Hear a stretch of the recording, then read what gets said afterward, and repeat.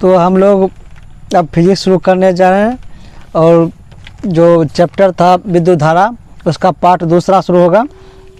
तो हम शुरू करेंगे। तो विद्युत धारा का तापीय प्रवाह, विद्युत धारा का तापीय प्रवाह क्या है? तो विद्युत परिवर्तन में विद्युत धारा बनाए रखने के लिए स्रोतों को अपनी ऊर्जा खर्च करते रहना पड़ता है। मतलब यदि किसी परिपथ हम विद्युत धारा को बनाए रखना चाहते हैं तो क्या करना, ऊर्जा खर्च करते मतलब देना ही पड़ेगा। और खर्च भी स्रोत को उस ऊर्जा के कुछ भाग उपयोगी कार्य करने में तो कुछ तथा कुछ ऊर्जा का शेष भाग ऊष्मा को उत्पन्न करने में खर्च हो जाता है, जो संधारित्रों के ताप में वृद्धि करती है और संधारित्रों में ताप बढ़ने से इस घटना का क्या होता है, विद्युत धारा का ऊष्मीय प्रवाह उत्पन्न होता है। तो जब विद्युत धारा मतलब किसी परिपथ में विद्युत धारा बनाए रखने के लिए जो ऊर्जा दिया जाता है तो ऊर्जा दो रूप में खर्च होता है। एक कुछ भाग उपयोगी कार्य में जो कम लायक होता है उसमें खर्च होता है और कुछ ऊर्जा का शेष भाग ऊष्मा को उत्पन्न करने में खर्च हो जाता है, जो संधारित्रों के ताप को क्या करते हैं, बढ़ा देता है। जब से ही ताप बढ़ेगा तो उसको क्या करेंगे, विद्युत धारा का ऊष्मीय प्रवाह का विद्युत धारा का ऊष्मीय प्रवाह करेंगे। तो संधारित्र में विद्युत धारा का ऊष्मीय प्रवाह का सूत्र होता है H बराबर होता है formula I square RT, H बराबर I स्क्वायर RT।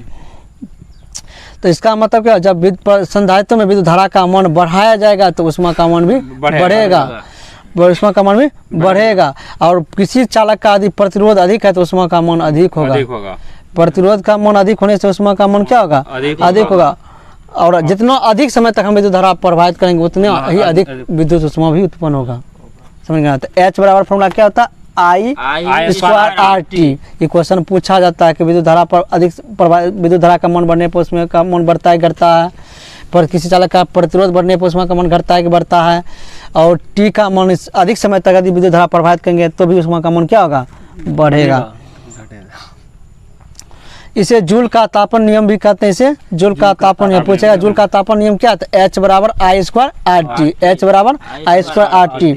इस नियम से स्पष्ट होता है कि दिए गए प्रतिरोध में प्रवाहित होने वाले विद्युत धारा के वर्ग की अनुपाती उत्पन्न ऊष्मा दिए गए प्रतिरोधकों में उत्पन्न ऊष्मा प्रतिरोधकों के में प्रवाहित होने वाले विद्युत धारा के वर्ग के अनुपात। इसका एक और फॉर्मूला हो सकता है VIT, क्योंकि V बराबर होता है IR, V बराबर IR होता है ना, तो हाँ ये होता है फॉर्मूला होता है, निकाल सकता है। और मतलब व्यंजक निकलेगा इसका,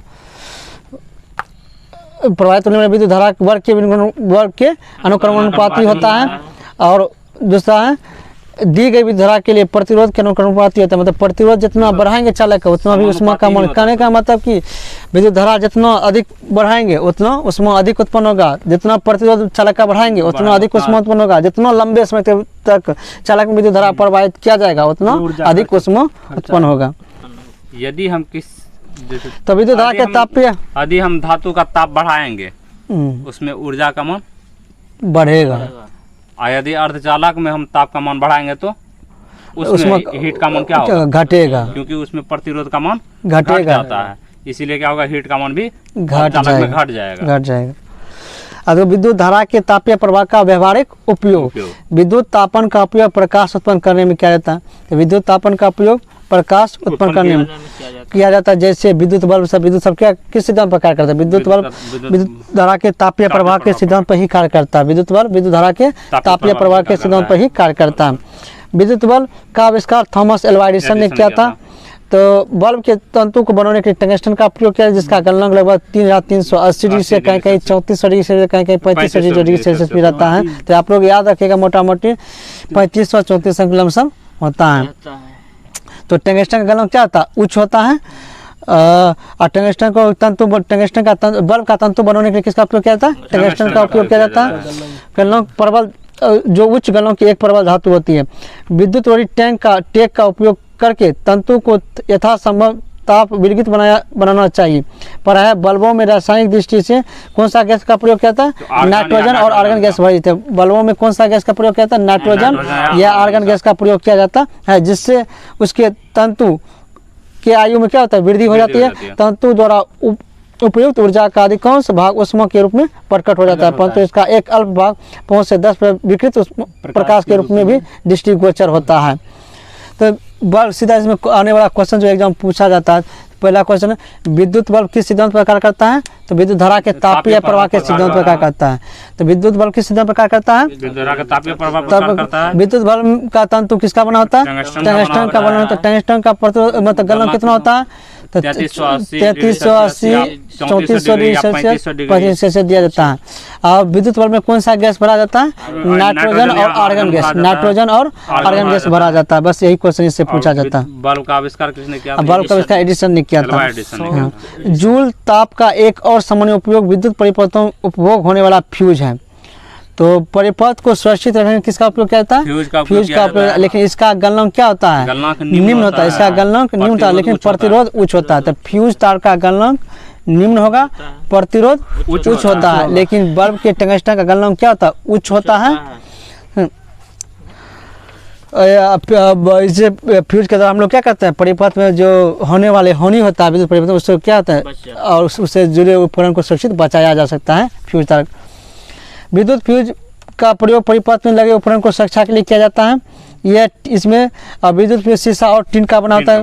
किसका बना होता है, शीशा और टीन का बना होता है, जिसमें टीन 63% होता है और शीशा 37% होता है। यह सदैव परिपथ में श्रेणी क्रम में जोड़ा जाता है। विद्युत फ्यूज को परिपथ में किस क्रम में जोड़ता है, श्रेणी क्रम में जोड़ा जाता है। गैल्वेनोमीटर को समांतर क्रम में, एमीटर को श्रेणी क्रम में, एमीटर को श्रेणी क्रम में जोड़ा जाता है। तो विद्युत फ्यूज को भी श्रेणी क्रम में जोड़ता है, और इसका गलनांक क्या होता है, कम होता है। एक फ्यूज तार अति भारण से विद्युत परिपथ को क्या करता है, सुरक्षा करता है। मतलब जब कभी भी परिपथ में मतलब जरूरत से अधिक विद्युत धारा प्रवाहित होने लगता है, तो उसका तो उस दौरान क्या होता है, लघु पतन होता है, जिसके कारण विद्युत फ्यूज क्या होता है, टूट जाता है, जिससे सभी उपकरण सुरक्षित बच जाते हैं। लघु पतन के समय विद्युत परिवहन विद्युत धारा अत्यधिक बढ़ जाती है। पूछेगा कि लघु पतन के समय विद्युत परिवहन धारा का मान घटता है कि बढ़ता है, बढ़ जाता है। लघु पतन के समय शॉर्ट सर्किट के समय विद्युत परिपथन विद्युत धारा का मान बढ़ जाता है। विद्युत इस्त्री, विद्युत टोस्टर, विद्युत तंदूर, विद्युत केतली तथा विद्युत हीटर जूल के ताप पर ही आधारित करते हैं। मतलब जो गर्म होने वाला होता है ना, जो उसमें वो सब किसके आधार पर होता है, विद्युत तापन पर ही आधारित होता है। विद्युत इस्त्री हो गया, विद्युत टोस्टर हो गया, विद्युत तंदूर हो गया, विद्युत केतली हुआ, विद्युत हीटर हुआ, ये सब क्या है, विद्युत धारा के तापीय प्रभाव पर ही आधारित होते हैं। जूल के तापन पर ही आधारित होते हैं, मतलब विद्युत धारा के तापीय प्रभाव पर ही आधारित होते हैं।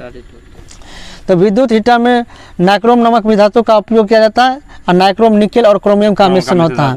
तो विद्युत हीटर में जो तार होता है किसका बना होता है, नाइक्रोम का बना होता है। नाइक्रोम किसका मिश्रण होता है, निकेल और क्रोमियम का, निकेल और क्रोमियम का मिश्रण, जिसमें निकेल 80% और क्रोमियम 20% होता है।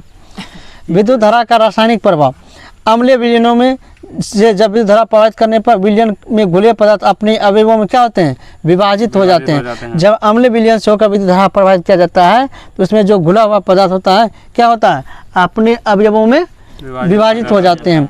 इसे ही विद्युत धारा का रासायनिक प्रभाव कहते हैं। इसे घटना क्या कहते हैं, धारा का रासायनिक प्रभाव कहते हैं। इसकी खोज माइकल फैराडे ने की। तो विद्युत धारा के रासायनिक प्रभाव का भी खोज किसने किया था, माइकल फैराडे। और विद्युत चुंबकीय प्रेरण की खोज भी किसने किया था, माइकल फैराडे। विद्युत चुंबकीय प्रेरण के बारे में भी किसने बताया था, माइकल फैराडे ने बताया था। और विद्युत धारा का रासायनिक प्रभाव की भी खोज किसने किया था, माइकल फैराडे ने किया था, माइकल फैराडे ने किया था। वैसा विलयन जिसमें विद्युत धारा प्रवाहित हो सकती है विद्युत अपघट्य कहलाता है। तो जिस विलयन से होकर विद्युत धारा प्रवाहित होता है उसे विद्युत अपघट्य कहते हैं।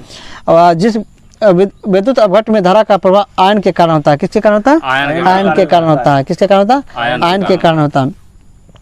जिस बर्तन में विद्युत अपघटन की क्रिया होती है उसे वोल्टमीटर कहते हैं। जिस बर्तन में विद्युत अपघटन की क्रिया होती है उसे वोल्टमीटर भी कहते हैं। तो जिन विलयन से होकर विद्युत धारा प्रवाहित होता है उसे विद्युत अपघट्य कहते हैं, विद्युत अपघट्य कहते हैं। और यह क्रिया जिस बर्तन में होता है उसे वोल्टमीटर कहते हैं।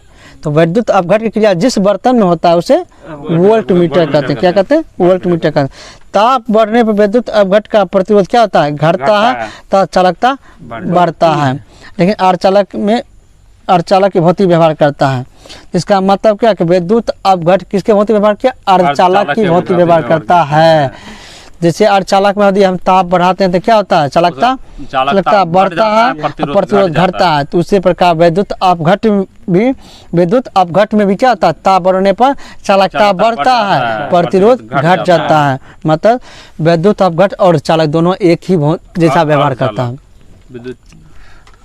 फैराडे के विद्युत अपघटन का नियम, माइकल फैराडे ने 1834 में विद्युत अपघटन के 2 नियम प्रस्तुत किया था। प्रथम नियम, विद्युत अपघटन की क्रिया में किसी इलेक्ट्रोड पर मुक्त हुए पदार्थों का द्रव्यमान विद्युत अपघट में प्रवाहित हुए संपूर्ण विद्युत आवेशों के अनुक्रमानुपाती होता है।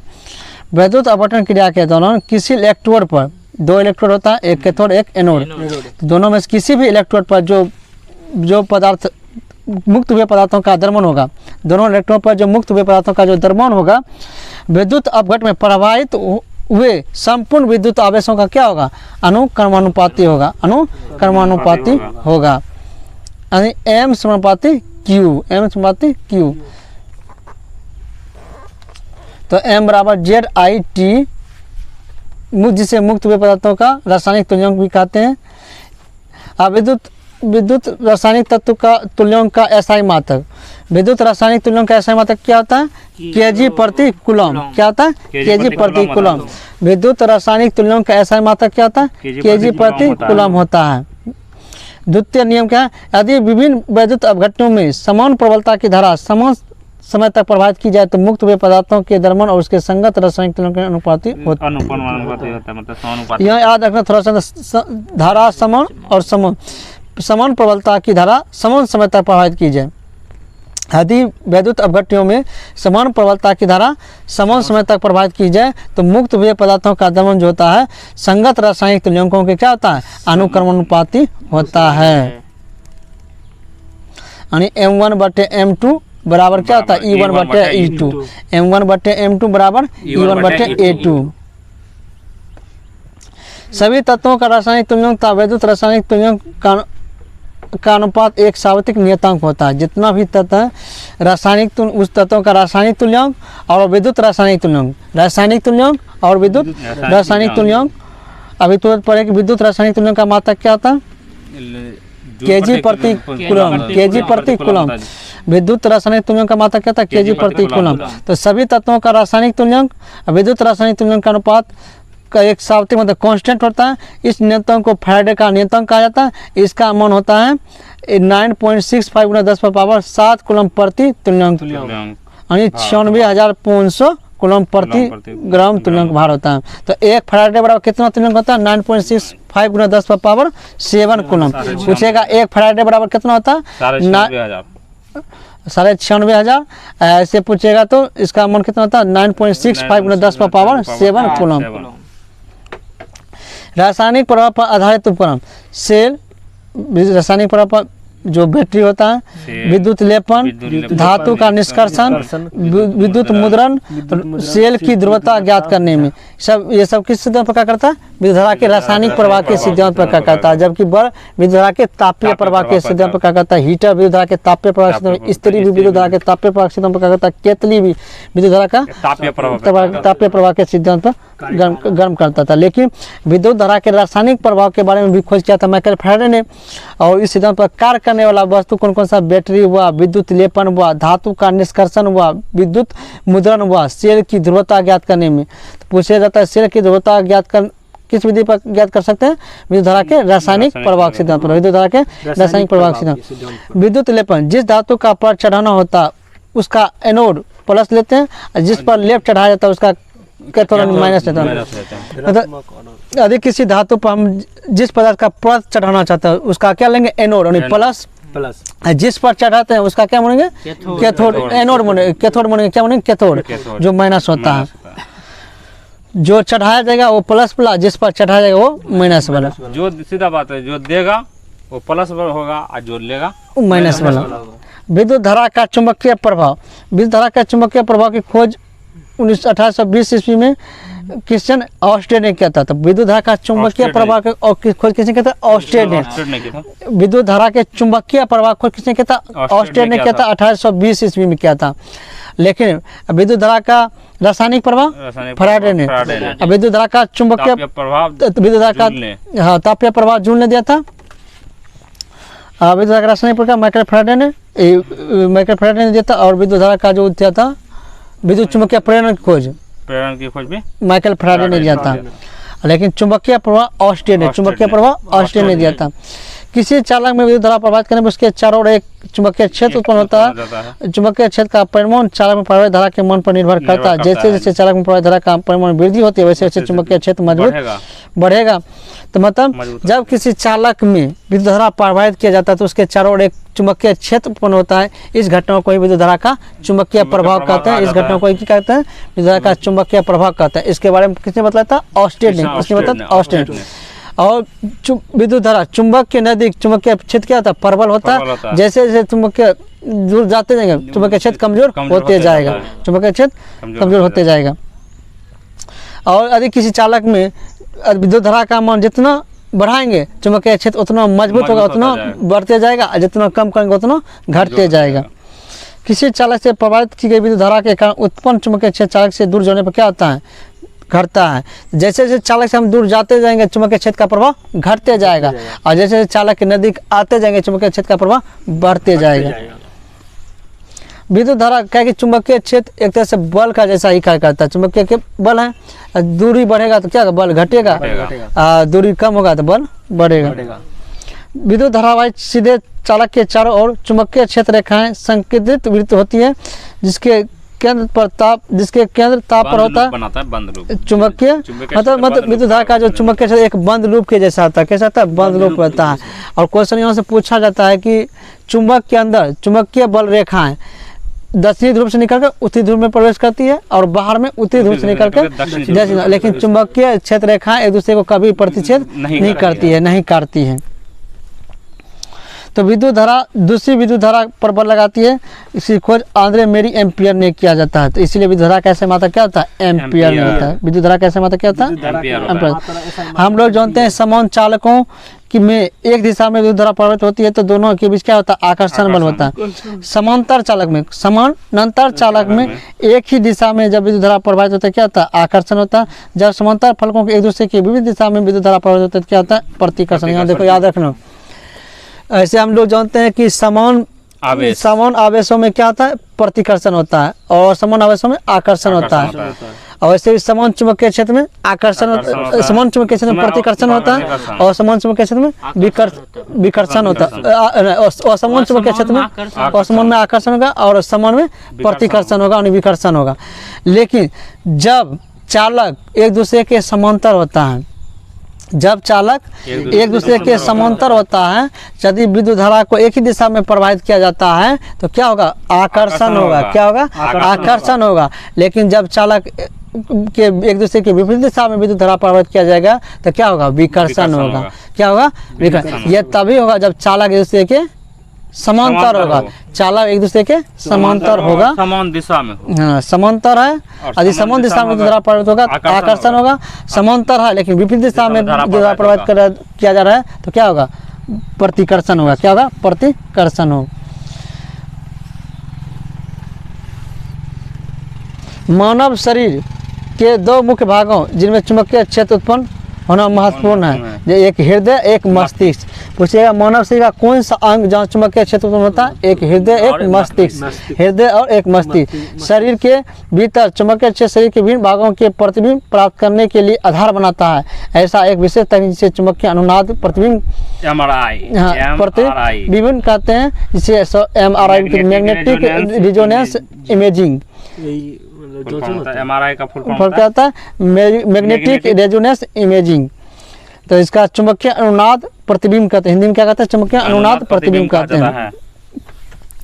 के उपयोग द्वारा किया जाता है। इस प्रकार चिकित्सा विज्ञान में चुंबकीय का महत्वपूर्ण उपयोग है। तो हाथ मतलब शरीर में चुंबकीय क्षेत्र कहाँ उत्पन्न होता है? मस्तिष्क और हृदय में।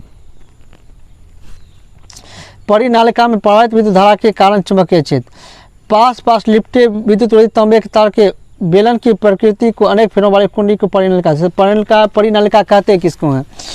यदि किसी बेलनाकार वस्तु पर तांबे की तार को काफी नजदीक पास यदि लिपटा जाता है तो इस प्रकार तैयार, इसी को क्या कहते हैं? परिनालिका कहते हैं। क्या कहते हैं? परिनालिका कहते हैं। यानी ये क्या था? अनेक फेरों वाली एक कुंडली होती है। परिनालिका क्या था? एक अनेक फेरों वाली एक कुंडली होती है, जिसमें परिनालिका एक अनेक फेरों वाली एक बेलनाकार कुंडली होती है, जिस पर तांबे के तार को पास लेपटा जाता है। तांबे के तार को पास लेपटा जाता है। जैसा कि आप स्प्रिंग देख सकते हैं। स्प्रिंग जैसे क्या है? स्प्रिंग हुआ।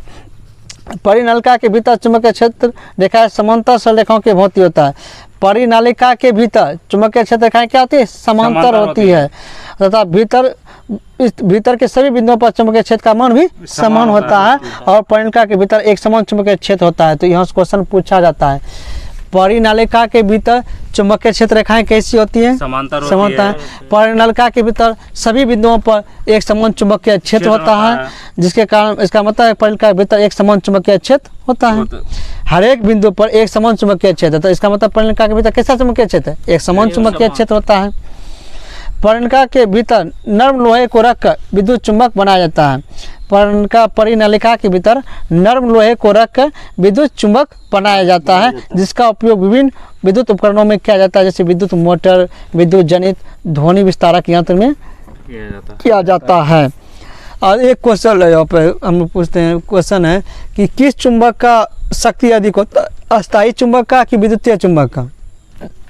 अस्थायी चुंबक का कि विद्युतीय चुंबक का शक्ति अधिक होता है? विद्युत चुंबकीय का। किसका होता है? विद्युत चुंबकीय का शक्ति अधिक होता है, अस्थायी चुंबक का शक्ति कम होता है। क्या होता है? कम होता है। तो जो विद्युत चुंबकीय है, जो विद्युत चुंबकीय चुंबक है, तो ये क्या है? वो अस्थायी चुंबक है। तो विद्युत चुंबकीय चुंबक को ही वो अस्थायी चुंबक बोला जाता है। तो इसका अस्थायी और अस्थायी में सबसे अधिक शक्ति किसका होता है? वो अस्थायी वाला का होता है। किसका होता है? वो अस्थायी वाला का होता है। आप देखो विद्युत चुंबकीय, इसका खोज किसने किया था? माइकल फैराडे ने। विद्युत धारा का रासायनिक प्रभाव का भी माइकल फैराडे ने। विद्युत धारा के रासायनिक प्रभाव का खोज माइकल फैराडे ने। विद्युत चुंबकीय प्रेरण का खोज माइकल फैराडे ने। लेकिन विद्युत धारा के चुंबकीय प्रभाव पूछेगा तो ऑस्टेड। विद्युत धारा के चुंबकीय प्रभाव और सिर्फ थोड़ा सा अंतर, इसमें प्रभाव ऑस्टेड, प्रेरण पूछेगा तो माइकल फैराडे। प्रेरण पूछेगा तो माइकल फैराडे ने की थी। वह प्रक्रम जिसके द्वारा किसी चालक के परिवर्तित चुंबकीय क्षेत्र के कारण अन्य चालक में विद्युत धारा प्रेरित होती है, उसे विद्युत चुंबकीय प्रेरण कहते हैं। वह प्रक्रम जिसके द्वारा किसी चालक के परिवर्तित चुंबकीय क्षेत्र के कारण, परिवर्तित चुंबकीय क्षेत्र के कारण अन्य चालक में दूसरे चालक में विद्युत धारा प्रवाहित होने लगता है, इस घटना को क्या कहते हैं? विद्युत धारा का चुंबकीय प्रेरण। इस घटना को विद्युत चुंबकीय प्रेरण कहते हैं। तो किसी चालक में जो परिवर्तित चुंबकीय क्षेत्र होता है, उस चुंबकीय क्षेत्र के कारण उस चालक से धारा दूसरे चालक में प्रवाहित होने लगता है, इस घटना को क्या कहते हैं? विद्युत धारा का चुंबकीय प्रेरण कहते हैं। विद्युत धारा का चुंबकीय। जब कुंडली की गति की दिशा चुंबकीय क्षेत्र की दिशा में लंबवत होती है, तब कुंडली में उत्पन्न प्रेरित विद्युत धारा अधिकतम होती है। क्या होती है? अधिकतम।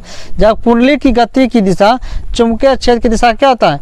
लंबवत होता है, तब विद्युत धारा का मान क्या होता है? अधिकतम होता है। क्या होता है? अधिकतम होता है। इस स्थिति में प्रेरित विद्युत धारा की दिशा ज्ञात करने के लिए फ्लेमिंग का दक्षिण हस्त नियम का उपयोग किया जाता है। फ्लेमिंग का दक्षिण हस्त का नियम उपयोग किया जाता है।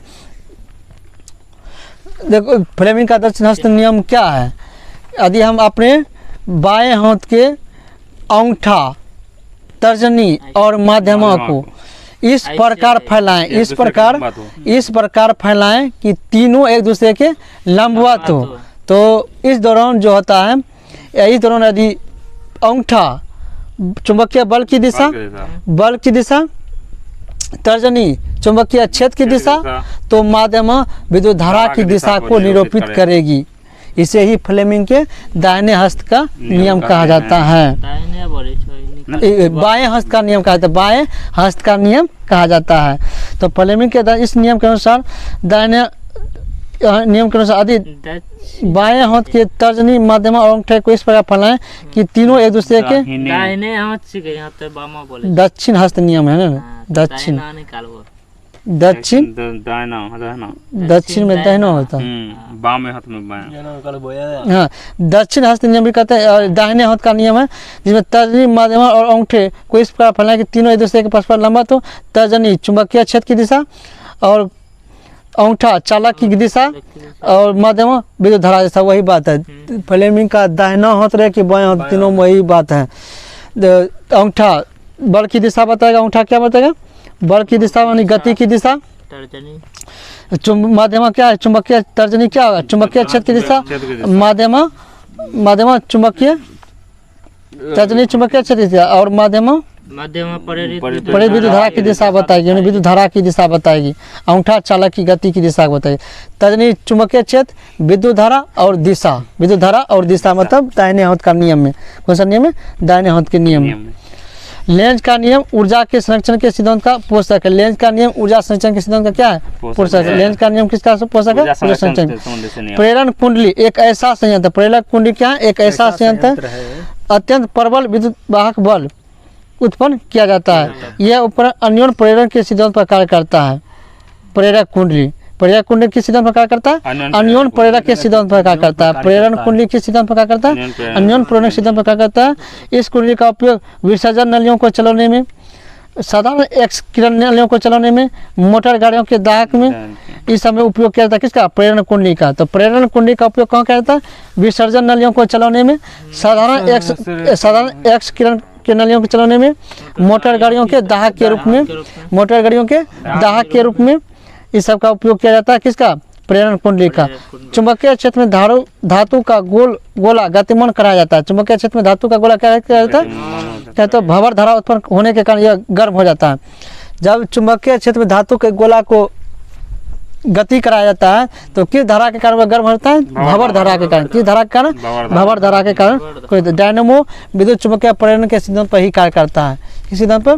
विद्युत चुंबकीय डायनेमो और विद्युत मोटर, ये सब विद्युत चुंबकीय प्रेरण के सिद्धांत पर ही कार्य करता है। तो अगले दिन हम लोग शुरू करेंगे प्रत्यावर्ती धारा के बारे में।